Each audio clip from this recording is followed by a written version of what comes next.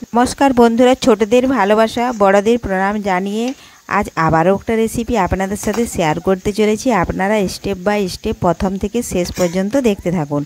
যদি কোনো বন্ধু আমার চ্যানেলে নতুন হয়ে থাকেন তাহলে চ্যানেলটি সাবস্ক্রাইব করে বেল আইকনে অলে সেট করে দিন সবার প্রথমে আমার রেসিপি পেতে। আজ বানাবো কুলেখাড়া শাকের বড়া। তো দেখুন বন্ধুরা, কুলেখাড়া শাক এইভাবে দেখুন বেছে কুচি কুচি করে কেটে নিয়েছি।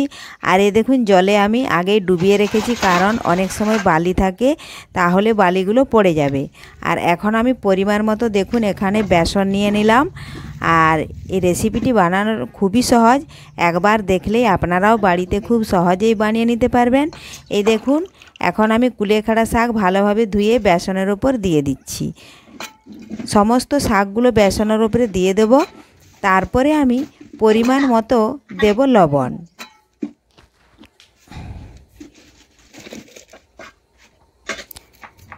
দেব পরিমাণ মতো হলুদ গুঁড়ো,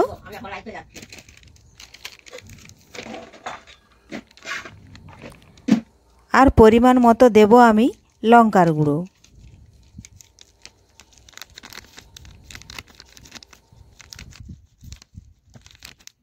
তো দেখুন বন্ধুরা, সমস্ত কিছু দেওয়ার পরে এখন আমি হাত দিয়ে ভালোভাবে একটু মাখিয়ে নিচ্ছি।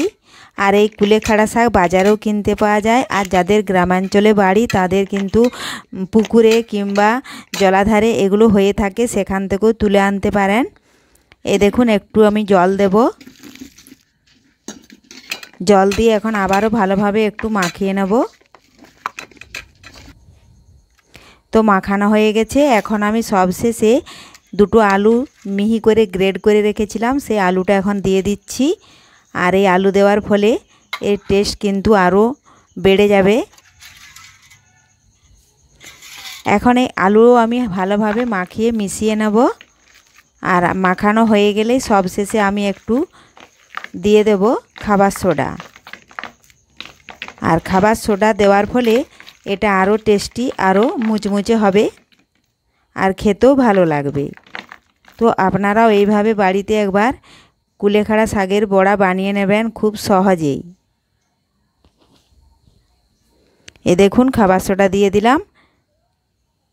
এটা এখন ভালোভাবে মাখিয়ে মিশিয়ে নেব।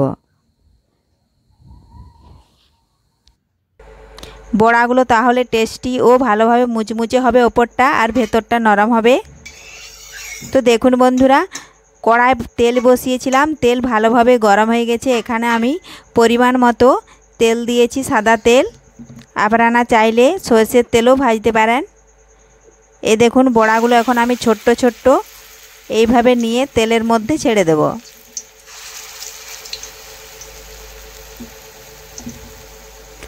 বড়াগুলো আপনারা মুড়ির সাথে কিংবা চায়ের সাথে শুধু মুখেও খেতে পারেন, দুর্দান্ত টেস্ট হয়।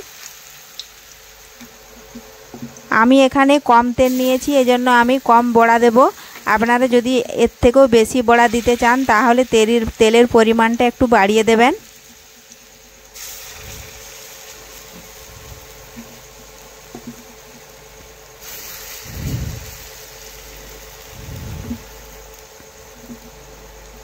এই দেখুন বন্ধুরা, দেওয়া হয়ে গেছে। আমি এখানে দিয়েছি 8টা বড়া।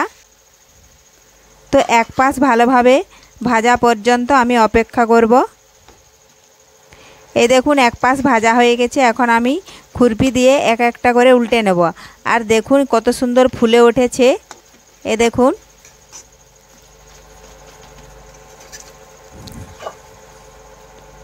এই দেখুন এইভাবে সমস্ত বড়াগুলো আমি উল্টে নিয়েছি। আবার এক পাশ ভালোভাবে ভেজে নেব।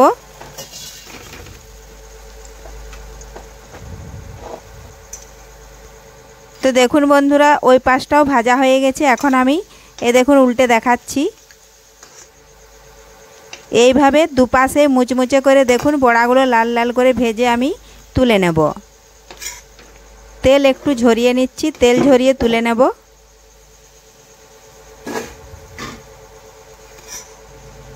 আবারও যেটুকু মাখানো রয়েছে বেসন, সেগুলো আমি ওই একই রকমভাবে তেলের মধ্যে দিয়ে উল্টে পাল্টে বড়াগুলো সমস্ত দেখুন বন্ধুরা আমি ভেজে নিয়েছি। এই দেখুন কতটাই মুচমুচে ও খাস্তা হয়েছে। দেখুন তো তৈরি হয়ে গেল আজকে আমাদের কুলেখাড়া শাকের বড়া। এইভাবে আপনারাও বাড়িতে খুব সহজ পদ্ধতিতে এটা বানিয়ে নিতে পারবেন। রেসিপিটি ভালো লাগলে লাইক শেয়ার কমেন্ট করতে অবশ্যই ভুলবেন না বন্ধুরা। ফিরে আসছি আবারও কোনো নিত্য নতুন রেসিপি নিয়ে। ধন্যবাদ।